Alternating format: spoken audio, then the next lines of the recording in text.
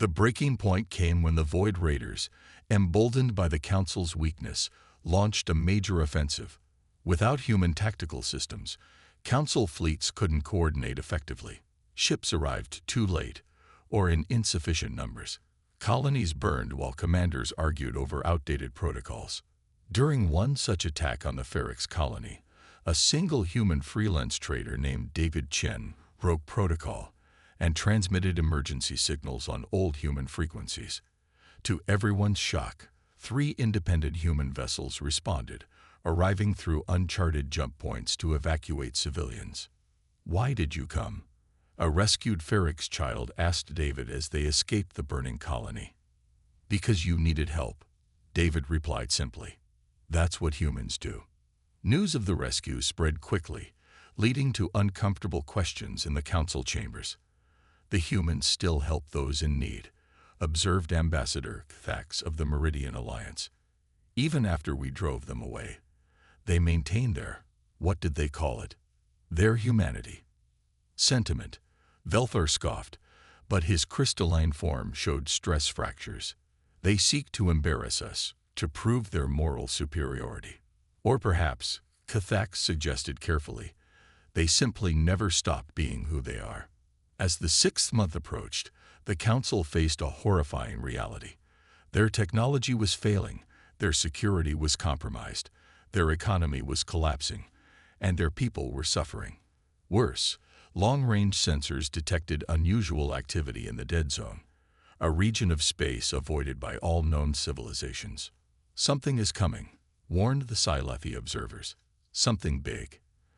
The Council's military analysts, working with degraded systems, couldn't make sense of the data.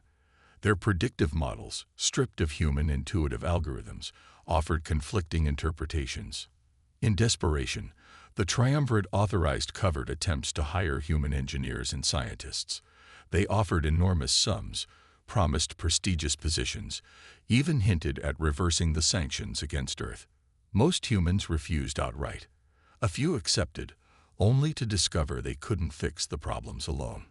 The systems needed not just human expertise, but the entire human network, the collaborative problem-solving, the intuitive leaps, the willingness to try unconventional solutions. "It's not just about knowing how it works," explained Dr. Elena Vasquez, one of the few humans who attempted to help. "Our systems were designed to evolve, to learn, to adapt. They need the chaos of human creativity, not just our technical knowledge." As the crisis deepened, younger council members began to openly question the Triumvirate's leadership. "We've lost more in 6 months than we gained in 40 years of human membership," declared Ambassador Zila of the newly inducted Proxima Collective. "Perhaps it's time to admit our mistake." "Admit we need humans." Myrax sputtered. "Never. We are the elder races. We guided this galaxy for millennia." "Guided it straight into stagnation," Zila retorted. "The humans brought growth, innovation, vitality. We responded with arrogance and dismissal." The chamber erupted in arguments, old alliances fracturing under the strain of cascading failures.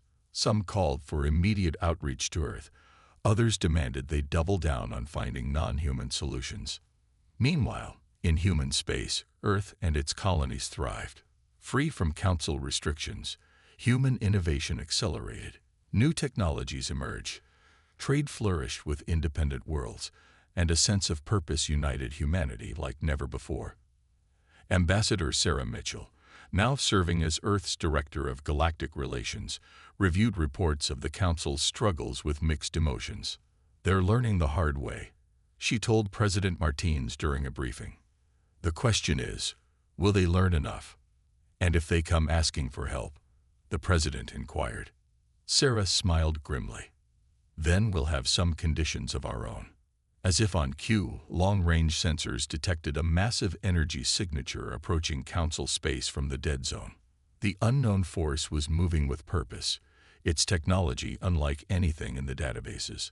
The Triumvirate called an emergency session, their usual arrogance replaced by barely concealed fear. "We face an unprecedented threat," Zorvax announced, his scales pale with stress. Our analysis suggests a civilization of equal or greater technological advancement approaching our borders with unknown intentions. What do our tactical projections show? Asked a nervous representative. There was a long silence before Velthar admitted, our projections are incomplete. The human tactical networks provided most of our strategic analysis capabilities. The chamber fell silent as the implications sank in. They faced a potentially hostile force with degraded defenses, failing technology, and no clear strategy. 18 humans died today, saving citizens of the Altair colony, Sarah replied quietly. Humans who aren't even allowed to establish colonies in that sector. We've spent 42 years bleeding for this council, sharing our technology, fighting your wars, healing your sick. And what do we get in return? Condescension, restrictions, mockery. Your species is young, impetuous, Myrax interjected. You must learn patience and proper deference to those with greater experience. Greater experience. Sarah laughed bitterly. Your experience would have let thousands die today. Your experience keeps rejecting human innovations that could save millions. Your experience is nothing but stagnation masquerading as wisdom. Enough. Zorvax slammed his fist on the podium. The Council will vote on immediate sanctions against Earth.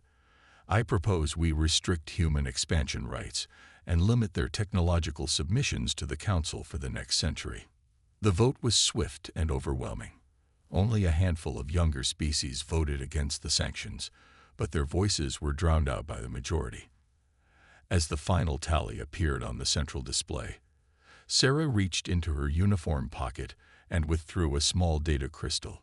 She placed it carefully on the speaker's podium, the soft click echoing in the sudden silence. Ambassador. Velthar's confusion was evident. What is the meaning of this? Sarah smiled, but there was no warmth in it. This data crystal contains Earth's formal withdrawal from the Galactic Council, effective immediately. You'll find all necessary documentation, filed in perfect accordance with your beloved protocols. The chamber erupted in chaos. Withdrawal. Myrax sputtered. This is unprecedented. No species has ever been treated with such consistent disrespect. Sarah interrupted. We've given you 42 years. We've shared our medicine, our engineering, our lives. And you've given us nothing but contempt in return. You cannot survive without the Council's protection, Zorvax declared. The galaxy is dangerous. Pirates, raiders, hostile species. We'll take our chances, Sarah replied, already walking toward the exit. We've noticed that most of those threats only appeared after we joined your council. Makes one wonder, doesn't it? This is an emotional overreaction. Velthar called after her. Typical human irrationality. You'll come crawling back within cycles.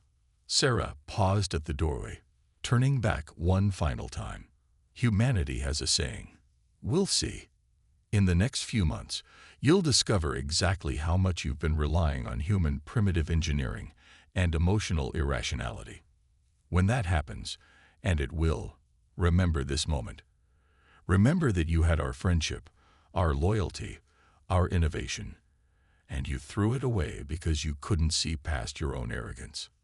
As she walked out of the chamber, the other human representatives rose and followed.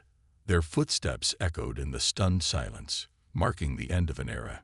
Behind them, the Galactic Council continued their session, convinced that humanity's departure was nothing more than a childish tantrum.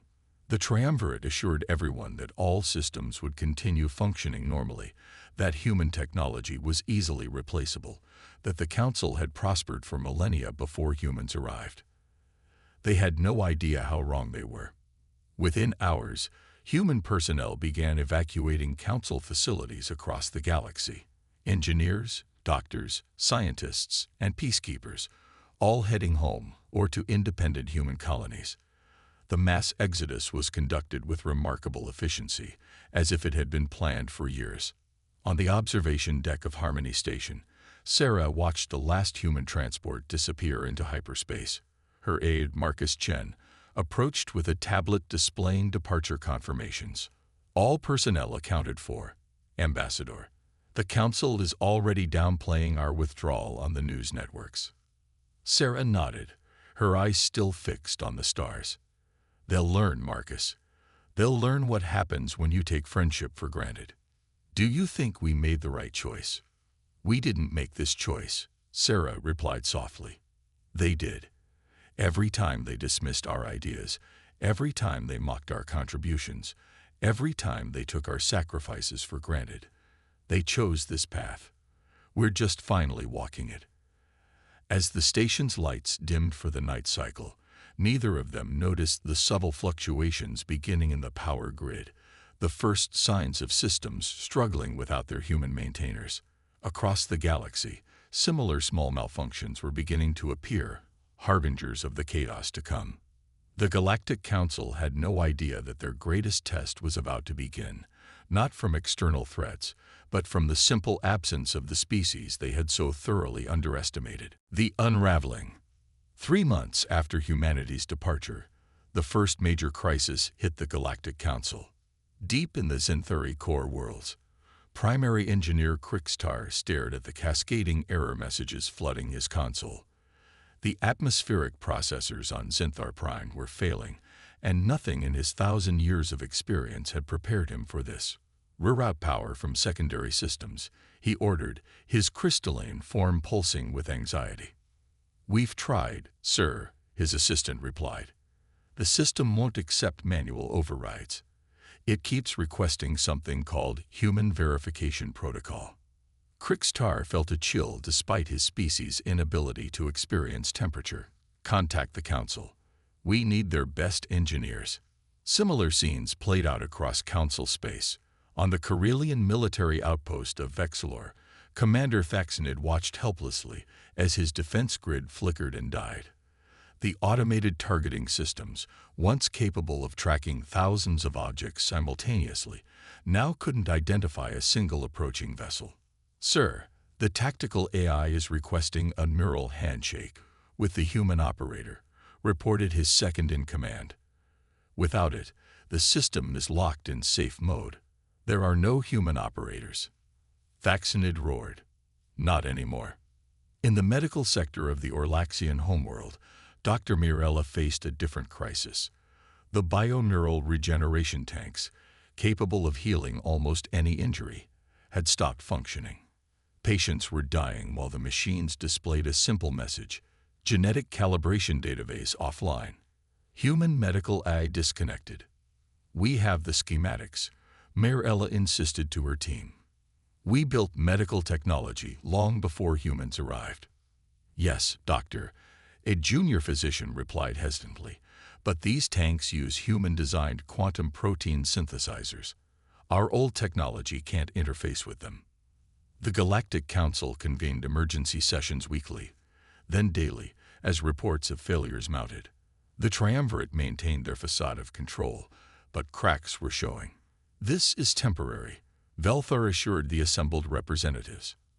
Our engineers are analyzing human systems.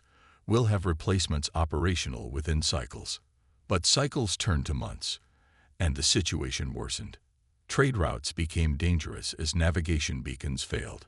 Pirates, once kept at bay by unpredictable patrol patterns generated by human tactical AIs, now struck with impunity. Food shortages emerged as agricultural management systems reverted to basic functions, unable to handle the complex variables of multi-species crop rotation. In a desperate attempt to maintain order, the Council hired mercenaries from non-aligned worlds. The Carey Brotherhood, notorious for their ruthlessness, demanded exorbitant fees to patrol trade routes. Unlike human peacekeepers who had worked for standard Council wages, the mercenaries saw an opportunity for profit. The humans never demanded extra payment for dangerous missions, complained Ambassador Jitima of the Vordax Republic during one heated session. They volunteered for the most hazardous assignments. The humans were foolish, Zorvax dismissed. Their emotional attachment to heroism clouded their judgment. The Tikari are professionals. But professionalism came at a cost. The mercenaries followed orders to the letter but showed no initiative, no creativity in problem-solving. When faced with unexpected situations, they retreated or demanded additional payment for out-of-scope operations. On the frontier world of Nexus Station, considered the crown jewel of Council Engineering, Chief Administrator Elinka watched her domain crumble. The station's life support systems, a masterpiece of integrated technology, were failing incrementally. "We've identified the problem," her chief engineer reported. "The human-designed adaptive response system is the core of our environmental controls. Without their updates, it's trying to solve new problems with outdated solutions. Can't we just use our old systems?" Ilinka asked desperately. "We dismantled them years ago," the engineer admitted. "The human system was so efficient, so adaptable, that we saw no need to maintain redundancies. The station that once housed 1 million beings from dozens of species was evacuated, its perfect environment slowly becoming uninhabitable. In the Council's scientific division, research ground to a halt. The quantum computing network that had facilitated breakthrough after breakthrough was revealed to be largely of human design. Without human mathematicians providing new algorithms, the system could only repeat existing calculations. We mocked their obsession with mathematics," senior researcher Quentar of the Sci-Fi confessed during a closed session. "We called it primitive number worship, but their abstract theorems were the foundation of technologies we thought were our own innovations." The breaking point. The crystalline ceiling of the Galactic Assembly Hall reflected the light of 1,000 stars, casting ethereal shadows across Ambassador Sarah Mitchell's determined face. For 12 years, she had represented Earth in this chamber, watching humanity give everything while receiving contempt in return. Today would be different. Representatives from 63 civilizations filled the amphitheater, their forms ranging from the ethereal Sci-Fi with their bioluminescent skin to the massive, silicon-based Drachner. At the center of it all, the triumvirate, the 3 ancient races who effectively controlled the Galactic Council, sat upon their elevated platforms like deities surveying their domain. "The Assembly will now address the matter of the Nebula Defense Grid," announced Hierarch Zorvax of the Karelian Empire, his 4 eyes scanning the chamber with practiced disdain. Sarah rose from her seat in the outer ring, the position assigned to junior members like humanity. She straightened her dark blue uniform, Earth's flag gleaming on her chest, and activated her translation device. "Honorable Assembly," she began, her voice steadied despite the churning in her stomach. "Earth has completed the upgrades to the Nebula Defense Grid as requested. Our quantum adaptive shielding has increased efficiency by 47% while reducing power consumption." Ambassador Mitchell interrupted Supreme Chancellor Velfar of the Zinthari Confederacy, his crystalline form pulsing with condescension. "While we appreciate Earth's enthusiasm, your so-called upgrades are merely primitive adaptations of existing Zinthari technology." Murmurs of agreement rippled through the chamber. Sarah's jaw tightened, but she maintained her composure. "With respect, Chancellor, our quantum adaptive technology is entirely original. The mathematical proofs were submitted to the Technical Committee 6 months ago." "Mathematical proofs," scoffed Elder Myrax of the Orlaxian Dominion, 3rd member of the Triumvirate. "Humans always hide behind their equations when their engineering falls short. The defense grid functioned adequately before your interference." "Adequately?" Sarah couldn't keep the edge from her voice. "The old system had a 23% failure rate during solar flares. 3 border colonies lost their shields last year alone. Minor statistical anomalies," Velfar dismissed with a wave of his crystalline appendage. "Your species has been part of this council for merely 4 decades. Perhaps you should observe and learn rather than attempting to improve systems developed by civilizations millennia older than yours." The chamber erupted in laughter. Sarah's hands clenched at her sides, but before she could respond, her communicator buzzed urgently. She glanced at the message and felt her blood run cold. "Honorable Assembly," she interrupted the laughter. "I've just received word that the Altair colony is under attack by Void Raiders. Their shields are failing. The Altair situation is already being addressed, Zorvax stated dismissively. A Karelian fleet will arrive within 30 cycles. 30 cycles? Sarah's voice rose in disbelief. The colony will be destroyed in 3. We have human ships in range that can. Ambassador Mitchell. Velfar's voice turned sharp. You will not dispatch vessels without council authorization. The chain of command must be respected. Sarah looked around the chamber at the indifferent faces. Thousands of lives hung in the balance, and they were discussing protocol. In that moment, something inside her snapped. Authorization be damned, she declared, tapping her communicator. Captain Reynolds, this is Ambassador Mitchell. Execute emergency protocol Sigma 7. Save those people. Shocked gasps filled the chamber. You dare defy the council. Zorvax rose to his full height, his scales flushing crimson with rage. I dare to save lives while you debate. Sarah shot back. Something humanity seems uniquely willing to do in this assembly. For the next hour, the chamber devolved into chaos as reports flooded in. 3 human vessels, the Endeavor, the Resilience, and the Defiant, had not only reached Altair in record time, but had successfully repelled the Void Raiders using innovative tactics that bypassed the attackers' phase shields. The colony was saved, but at the cost of severe damage to 2 human ships and the loss of 18 human lives.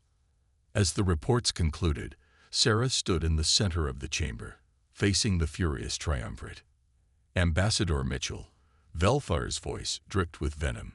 Your actions today represent a gross violation of council protocols. This insubordination cannot go unpunished. It was Mirax who finally voiced what many were thinking. We need the humans back. Those 5 words marked the end of the triumvirate's absolute authority. The cracks in their leadership had become chasms, and the proud elder races faced a choice: swallow their pride or risk annihilation. As the unknown force drew closer, emergency transmissions went out across the galaxy. Not the proud, demanding communications of the past, but something the Council had never sent before: a plea for help. The message reached Earth as humanity's leaders gathered to discuss their own response to the approaching threat. They had been monitoring the situation, preparing their own defenses, ready to face whatever emerged from the dead zone. The return protocol. The unknown force emerged from the dead zone like a nightmare given form. Massive crystalline ships, each the size of a small moon, advanced in perfect formation toward Council space. Their hulls shimmered with energy patterns that defied conventional physics, and their weapons systems registered as theoretical impossibilities on every scanner. In the Galactic Council chambers, panic had replaced politics. Representatives who once spoke with absolute authority now huddled in fearful clusters, watching holographic displays of the approaching threat. They call themselves the Entropy Collective, announced Intelligence Director Varanus, his voice trembling. Their message is simple: submit to integration or face annihilation. Can we negotiate? Asked a desperate Velfar. They don't negotiate, Varnas replied. They consume. Our preliminary analysis suggests they're a post-singular civilization. They've merged biological and technological elements into something other. The first Council fleet sent to intercept the collective lasted exactly 17 minutes. Without human tactical systems, their formations were predictable, their strategies outdated. The collective's weapons passed through shields like they weren't there, converting matter directly into energy. As system after system fell to the advancing threat, the Council's pleas to Earth grew more desperate. Finally, a delegation was assembled. Not the usual bureaucrats and dignitaries, but representatives chosen for their humility and wisdom. Ambassador Cathax of the Meridian Alliance led the group, accompanied by younger members from various species who had always advocated for better relations with humanity. They arrived at Earth not in the massive diplomatic cruisers of old, but in a small unarmed vessel, a gesture of vulnerability that wasn't lost on human observers. Sarah Mitchell met them in the United Earth Council chambers, a modest room compared to the grandiose Galactic Assembly Hall. No elevated platforms, No hierarchical seating, just a round table where equals could talk. Ambassador Mitchell, Kithax began, his voice heavy with emotion. We come not as superiors or even equals, but as petitioners. We were wrong. About humanity, about our own wisdom, about everything. Sarah studied the delegation, noting the absence of the triumvirate. Where are your leaders? The ones who dismissed us as primitive and emotional. Hiding, Kithax admitted, or fled. When faced with a true threat, their millennia of experience proved useless. They governed through tradition and intimidation, not wisdom or capability. President Martinez entered the room, flanked by Earth's military and scientific advisors. You seek our help against the Entropy Collective, he stated directly. After everything that's happened, why should we risk human lives for the Council? Because that's who you are, Kithax replied softly. Even after we drove you away, your ships still answered distress calls. Your traders still brought medicine to plague-stricken worlds. Your people still showed compassion when we deserved none. Sarah exchanged glances with the president.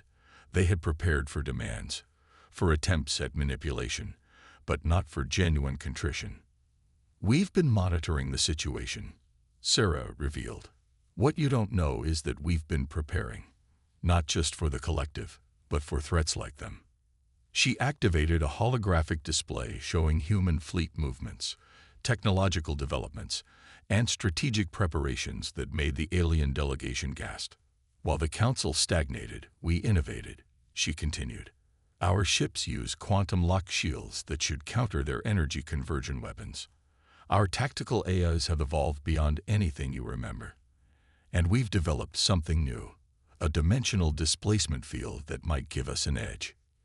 You've advanced this much in 6 months, Kithax asked in amazement. We advanced this much when we stopped asking for permission to think, Sarah replied. When we stopped limiting ourselves to your approved methods. President Martinez leaned forward. We'll help, but things will be different this time. Earth has conditions. The delegation listened as humanity laid out its terms. Equal representation in all Council decisions. No technological restrictions on human innovation. Full recognition of human contributions past and present. And most importantly, a fundamental restructuring of the Council itself. No more triumvirate, Sarah declared. No more elder races looking down on younger ones. We build something new, a true partnership based on merit and mutual respect. Agreed, Kithax said without hesitation. Whatever you ask. Within hours, human fleets began jumping into Council space. But these weren't the ships the aliens remembered. Sleek, adaptive vessels that seemed to bend space around them, armed with weapons that made conventional physics weep. Admiral Chen, commanding the Earth Defense Fleet, established a new joint command structure. Instead of segregating forces by species, he integrated them based on capability and compatibility. Human intuition paired with alien precision. Earth's adaptability combined with Council resources. The Entropy Collective, expecting another easy victory, encountered something they hadn't calculated for. Human unpredictability backed by galactic resources. In the Battle of the Nexus approaches, Admiral Chen deployed a strategy that seemed insane to conventional military thinking. Instead of meeting the collective head-on, human ships performed micro-jumps inside their formation, appearing and disappearing faster than the enemy could track. They're using our own dimensional technology against us, reported Captain Sophia Reyes from the EDS Indomitable. Every time they try to lock onto us, we're already gone. The collective's perfect formations dissolved into chaos. For the first time in their recorded history, they faced an enemy that didn't fight by predictable rules.